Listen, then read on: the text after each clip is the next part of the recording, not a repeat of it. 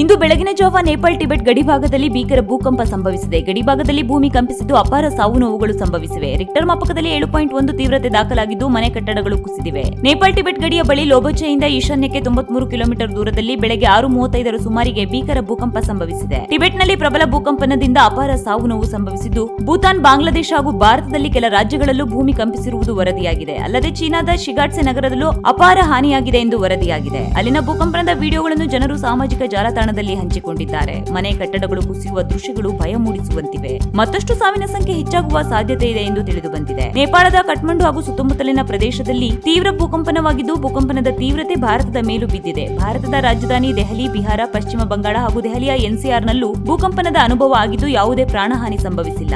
ಅಸ್ಸಾಂ ಸೇರಿದಂತೆ ಉತ್ತರ ಭಾರತದ ಹಲವು ಕಡೆ ಭೂಮಿ ಕಂಪಿಸಿದ್ದು ಬಿಹಾರದಲ್ಲಿ ಹೆಚ್ಚು ಭೂಮಿ ಕಂಪಿಸಿದ ಅನುಭವವಾಗಿದ್ದು ಜನರು ಮನೆಯಿಂದ ಓಡಿ ಹೋಗಿದ್ದಾರೆ. ಇದು 1 ಮಿನಿಟ್ ಪೊಲಿಟಿಕ್ಸ್.